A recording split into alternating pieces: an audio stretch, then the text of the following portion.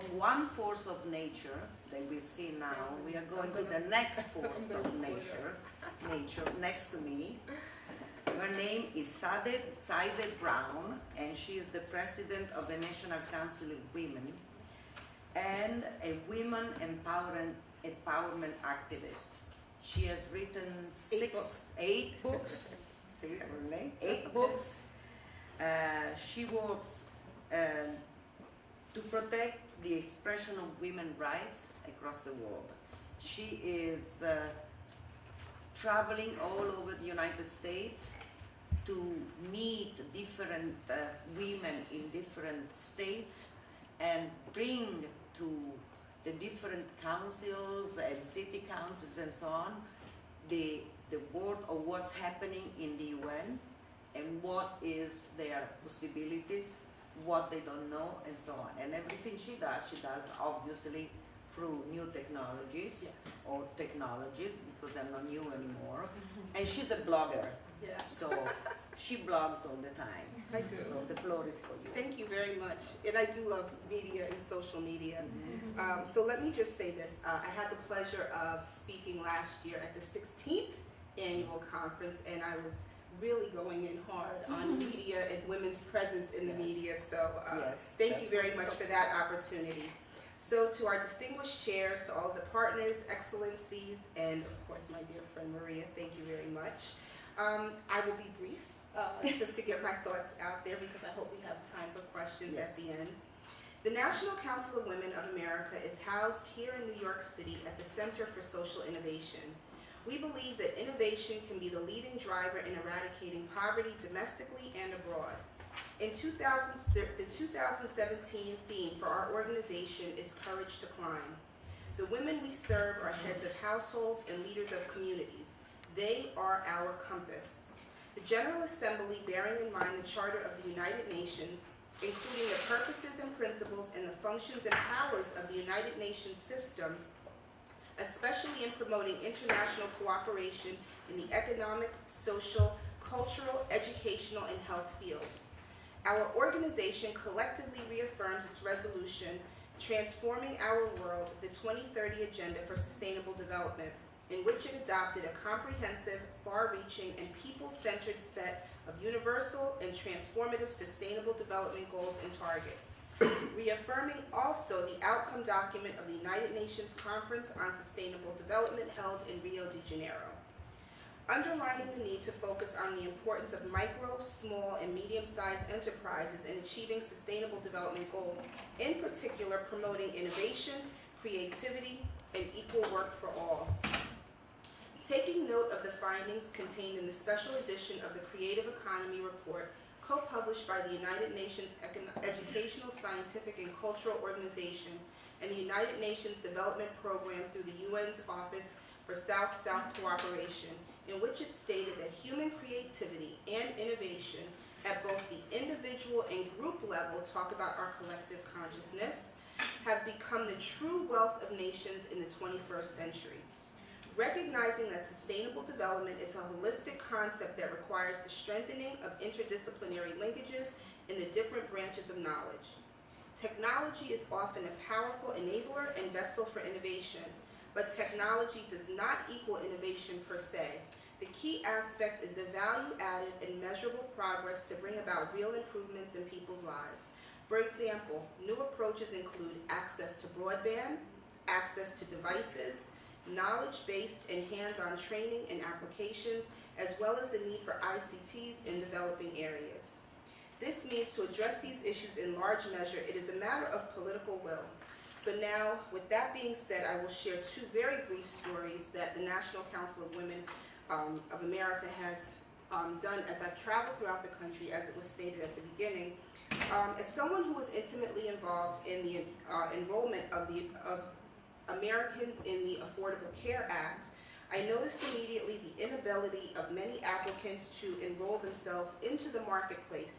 Before they were even able to begin to choose their healthcare provider, lack of confidence and ability to operate a computer delayed the enrollment process for many. So in the process of me enrolling as a certified enrollment counselor, enrolling citizens into the Affordable Care Act system, the first step was to set up an email address. Many people that I was charged with helping did not even know how to set up an email address. And then what happened is once the email address was set up, it had to be verified. So we all know the email is sent. You now typically log in through your cell phone or your browser, hit a little button to verify that it's you, and you keep it moving. However, for someone who does not even know how to use an email address, I had to sit with this person, walk them through how to set up an email address, teach them how to log into their email, verify the email address, give identifying information because it asks these questions. What street were you born on? Did you ever have a mortgage? By show of hands, we know those questions, right? And that was all before we can start to choose what health care they wanted. So many of the delays that happened with the rollout of the Affordable Care Act failed to mention the end user's inability to use technology.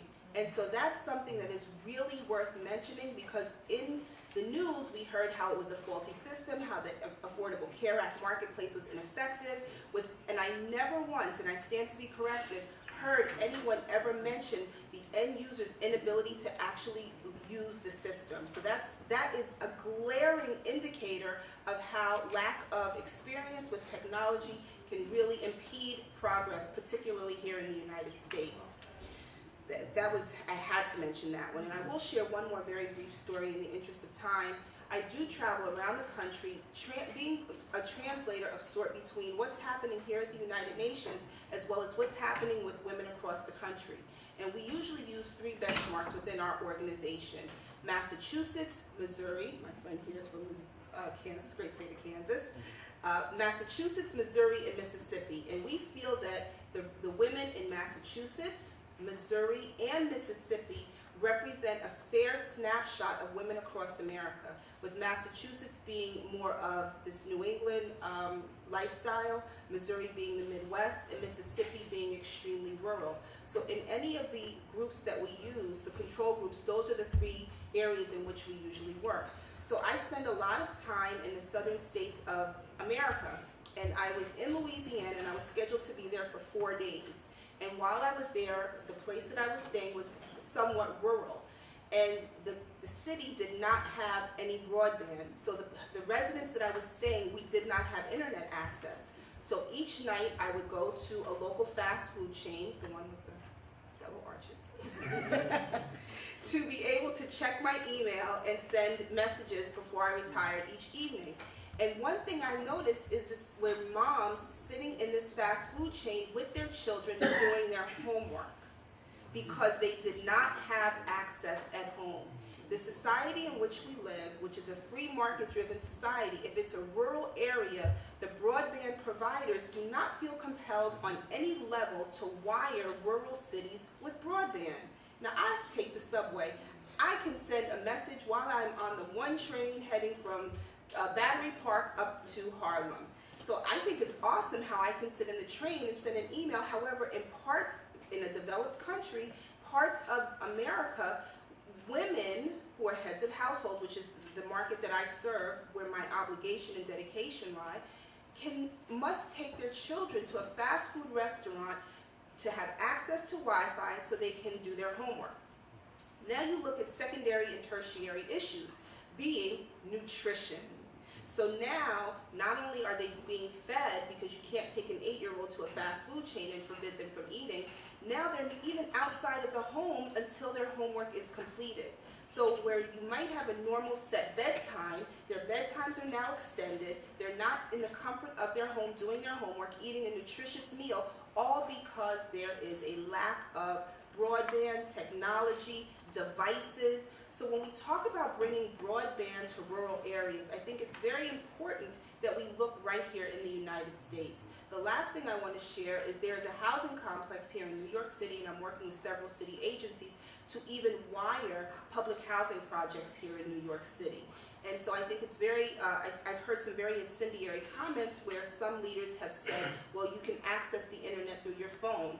Well, yeah, maybe you can for Facebook, but it's a mobile device is not the most appropriate tool to use to complete an application and upload it. And most people, I'm sure everyone here knows, it's extremely difficult, and most employers now require the submission of your application through online, through the internet.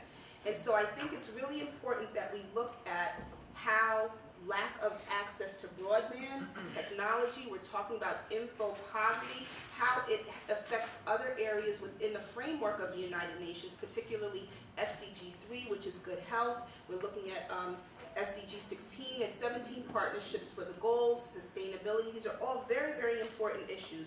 So now I just want to bring my thoughts to an end, and I just think it's worth mentioning that in our society, it's very easy for us, particularly those of us who are here in the New York City metro area, to gloss over the needs or make very unfair assumptions about how the rest of the country works. I charge everyone here to get in a car and just travel west. You would be absolutely amazed and surprised at some of the thoughts and goals that people in this country, particularly women who are heads of households, set for their children, and what impact lack of technology, lack of internet, lack of devices really impacts the growth and progress of women, children, and families in this country. Thank you very much.